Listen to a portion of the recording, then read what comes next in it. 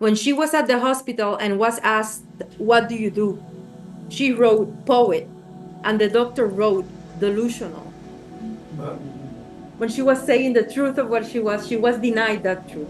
I love writing dialogue. I think that's like one of the most fun things to do about like writing a novel. And I love the way that people speak and listening to the way that people speak. We were talking about this one student got really upset. He's like, "This is not poetry. When I was in high school, my teacher told me what a poem meant." The most common questions I am asked after poetry readings in Korea are, why do you write poetry, and what do these poems mean? Korean audiences directly express a kind of frustration after hearing my poems. The remains of the American crew, of the crew members, were all sent back home to their families. One was sent to Long Beach, another one was sent to Berkeley, California, and the pilot and co-pilot, the pilot and the stewardess were sent all the way back to Rochester, where you all are at, Rochester, New York. That's where they were from. But the remains of the Mexican passengers were buried in a mass unmarked grave for 70 years until I found the story in 2010 and decided to try and find the names of who was buried there. And that's actually been the basis of these two books, All They Will Call You and They Call You Back. It was me trying, as of 2010, trying to locate at first the names. And once I found the list of names, it was about trying to find the families, locate the descendants of these passengers, and to tell them what had happened and to find out the stories of who those passengers were. And that's really what these two books and the last 15 years of my work have been about. When I was going to try and write a short story from the perspective of a white nationalist men's rights activist, fiction has always been a way that I kind of try to think through things.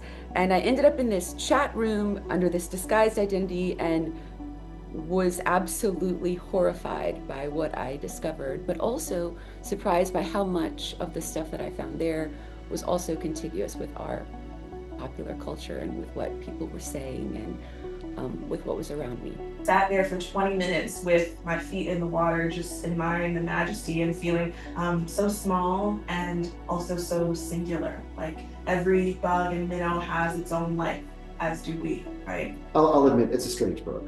It's a strange book, got a lot of weird stuff in it. But a lot of the weird stuff comes from just looking at things in the world and not commenting on them. And sometimes that is the root of strangeness. We tend to alleviate strangeness in the world by commenting on it. People that we love, how they're far away, are gone. What can we make out of that? And that's when I think the poem becomes so important. Because when we write poems and we share poems, when we share stories, and we write, we fill the space between things. We fill that absence. And so story can become a kind of bridge between us. I would say that almost all the poems in this book are love poems, and this one definitely is. I don't care if I die, it felt so good.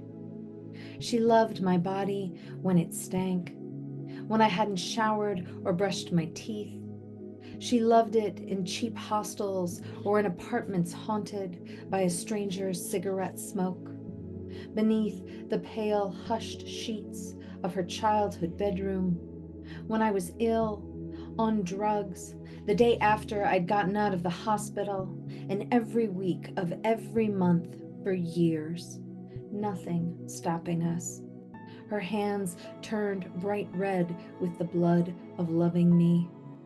Remoteness has its own attractions. 3 years after we first kissed, I knew Aaron was devoted to a ghost.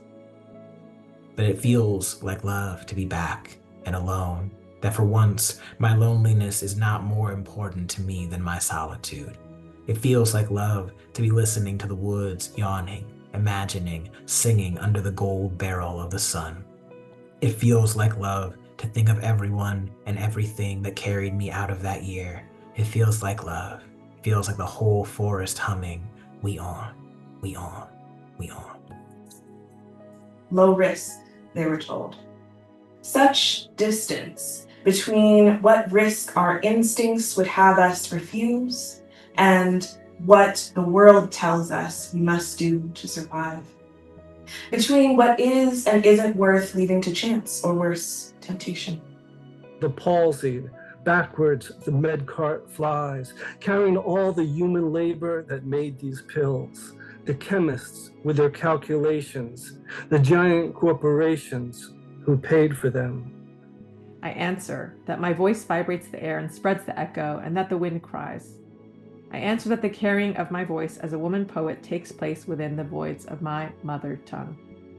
That it is only when these feminine and poetic desires are carried out within those voids, in my mother tongue, that I can finally unfold out a poem. Served in elementary school cafeterias in brown bags, mystery meat, kid-sized milk boxes. I would later learn the word for it, infantilized, denied our maturity, which is to say our experience. All of this designed to make you aware that you no longer belonged to you. The you once thought so highly of, thought so important, was gone, disembodied, without heart or flesh or family or history except that which they choose to remember you by. And it's here, in this instant, where I first grasped that to be nameless is to be storyless, and to be storyless is to be disposable. This too was some kind of a beginning. Abrigar. Verbo transitivo, transitive verb. A lullaby opens a rift and in comes the cold. Los pollitos dicen pío, pío, pío, cuando tienen hambre, cuando tienen frío.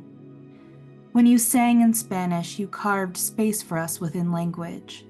The hollow under a wing. The texture of a word vibrates, acurrucaditos, the moment of shifting and turning over into sleep. They never liked me. Even then, in my white hand-sewn dress, I was presumptuous. My bare feet were a form of private aggression against middle-class values. In their eyes, I could only be baggage, the single mother he saved. Who could harm me at such a tender age? The evil eye came later. It surprises me that my mother did not see it coming. You know, he spent the entire movie dissatisfied with his life, and honestly, I think the whole thing is a subliminal message telling you to settle as a grown-up for complacency and mediocrity. There should be a movie called It's a Wonderful Life, except the title is ironic, where the angel shows him the alternative reality, and everyone's lives are actually better because he doesn't exist, and nothing's changed because he's never had an impact on anything. I said. Sounds emo, Alice said. All the scars we have from pulling that lever and coming up matchless, light-palmed, jaded. What a beautiful thing to have so much hope. What ugliness, I think, hope must survive before we decide to place another chip on its block.